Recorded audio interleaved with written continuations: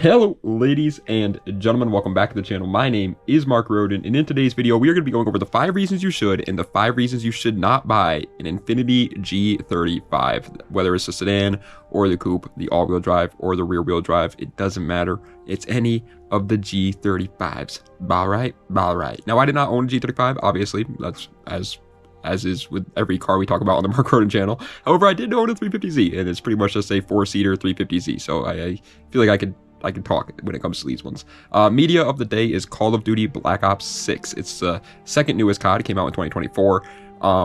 And listen, there is a lot of hate for BO6, but I'm recommending BO6 for one thing and one thing only: the zombies. The zombies in BO6. If you enjoy Call of Duty zombies, you will enjoy the zombies in BO6. It's fun. It's addicting. Yeah, multiplayer is definitely not the strongest in the series. Campaign is definitely not the strongest in the series, but the zombies is really, really good. If you enjoy any of the zombies modes, maybe pick up BO6. You'll have a whole new plethora, and they're all free because it's a modern COD, so that's all great. Free, but you got to buy the game. You get what I'm saying. Either way, without further ado, let's get right into it. The 5 reasons you should and the 5 reasons you should not buy an Infiniti G35. As for reason number 1 why I think you should buy a G35, it's the most obvious reason. It's the reason why most people are probably thinking of buying a G35, the price of them. There is just no denying the fact you can hate VQ35s, you can hate VQs in general as much as you want, but there is no denying the fact that the price for VQs is cheaper than their competition, and it's kind of hard to argue that. Like, you can find an Infiniti G35.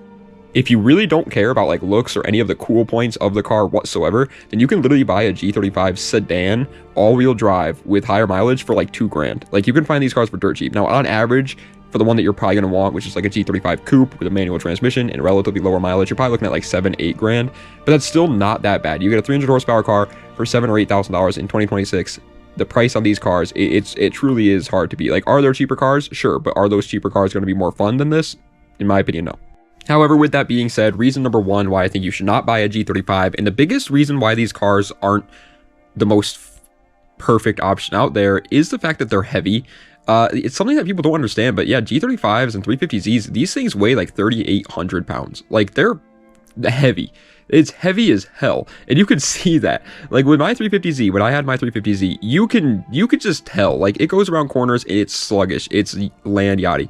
It's not a corner carving car. It's not a canyon carving monster like something like my Integra is or a Miata will be. Like, they are definitely heavy, and it's the only true big downside to these cars is that if you are the type of person that enjoys the toge driving, the canyon driving, the crazy autocross, hill climb, time attack style of cars, then honestly, maybe staying away from a G35 is a good idea. However, reason number 2 why I think you should buy an Infiniti G35, also something I did want to mention about the weight really quick that I forgot to mention just now, was you could do weight reduction on these cars, and you could do quite a bit of weight reduction on them, to be fair. Either way, reason number 2 why I think you should buy a G35 is the aftermarket support. Yeah, there is a ridiculous amount of aftermarket support for both the exterior and the performance and interior mods as well for the car. Pretty much just about anything you could think of to do to your G35, you can do it.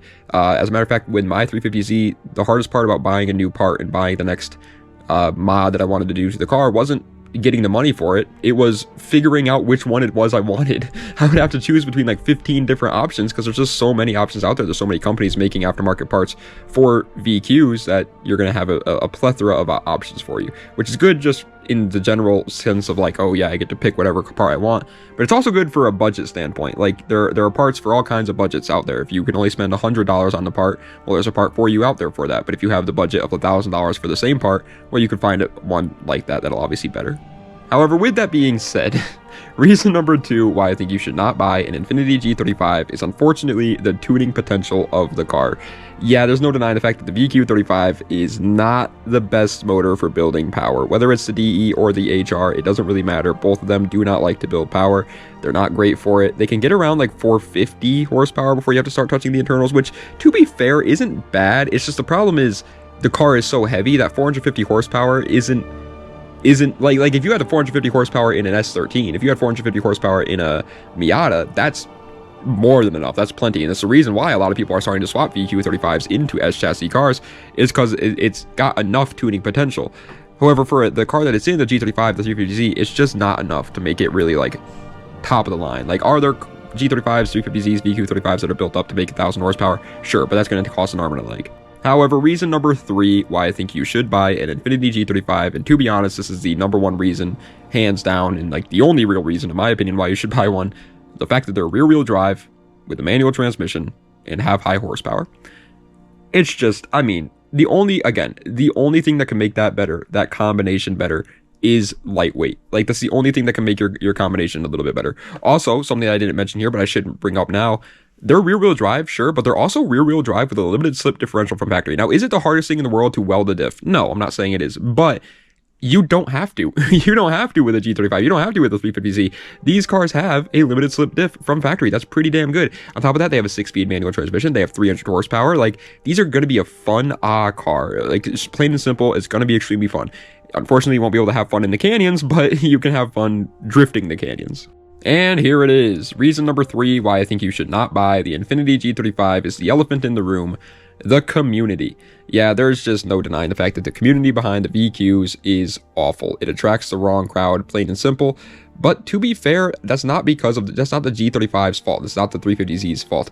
These people are trying to buy a high horsepower car to go thrash around and beat up and just be absolute hoodlums with teenagers, 16-year-olds, 17-year-olds. And to be fair, this is an incredible option for those people. It makes total sense for them to be buying this. It's a good idea for them to. But unfortunately, what that means is that anybody that wants to buy one of these cars because they genuinely appreciate the car and they genuinely love the car and want to build up something special is going to be lumped into that crowd as well, which is obviously not great. No one wants to be a part of that crowd. Everyone hates the VQ community. One of the most toxic communities out there, unfortunately, in the car world. However, reason number 4 why I think you should buy an Infiniti G35 is plain and simple, the space of them. This is the big reason why you would buy a G35 over a 350Z, right? The 350Z, in my opinion, obviously, I purchased one, so obviously, in my opinion, I like the 350Z more. The 350Z, in my opinion, just looks cooler. They're pretty much, in terms of performance, the 350Z and the G35 are pretty much exactly the same. Like, plain and simple, like, dead average, like, dead exact, it's the same. The only difference is that the G35 has 4 seats, whereas the 350Z only has 2. Because it has 4 seats, the car is also just a little bit bigger with more space. It has a trunk with more space in it. Like the 350Z's hatch pretty much might as well not even exist, and obviously it doesn't have back seats either. So the space in the G35 is obviously going to be better than the 350Z. So if you are looking at buying one of these cars, but you want a little bit extra space, the G35 is probably for you. And here's the other big thing that people hate on, I should say, when it comes to VQs. Reason number 4 why I think you shouldn't buy one is the sound. Yeah, I'm going to be honest, man. Sound is 100% personal preference, plain and simple. Like, there's no ifs, ands, or buts about it. You could love the sound that everybody else hates. And I know that for a fact because I do. I like the sound of VQs. Call me crazy, I always have. However, there's no denying the fact that the vast majority of the car community does not. And so most likely, the way percentages work, you are probably also going to fall into that group. You probably are also not going to like how a VQ35 sounds. Just, you know, it's just statistics. Again, the majority of the car community doesn't like the sound of it, so you probably won't either. But again, this is obviously personal preference. If you do like the sound, then power to you. I do. I think they sound good. I think it definitely depends. I mean, like a straight piped G35, yeah, it's not going to sound great. But if you like actually put some work into the exhaust, I've heard some freaking VQs sound like F1 cars. It's awesome. However, reason number 5 why I think you should buy a Infiniti G35, and the final reason for today's video on why I think you should is plain and simple the fact that they are reliable. Yeah, there's one thing that all haters of the VQ platform can't deny, and that is the fact that the VQ is an extremely reliable motor, which is great. It's a V6 too, and V6s are not really known for their reliability, I would say, but this one is. It's extremely reliable. There's a reason why Nissan put it in all kinds of cars back in the day. There's a ton of them out there, and ton of them with over 300,000 miles still going strong. The VQ35 is a really reliable motor. The transmission is the CD009. I don't think I have to explain to anybody how reliable the CD009 is, but in case I do, this is the transmission they put in the 1,000 horsepower Supras you see all the time. That's how reliable the transmission is. This is not a Nissan CVT transmission that everybody knows nowadays. It was a good transmission. The diff is reliable. Like, everything about the car is extremely reliable, and obviously that's a great thing. And finally, reason number 5 why I think you should not buy an Infiniti G35, and the final reason for today's video on why I think you shouldn't buy one is because they are a little bit sketchy to go look at. Again, this is kind of a downside to just having cheap cars out there, cheap cars that are kind of cool in some sense, is that the people that end up buying them don't tend to be the most responsible human beings.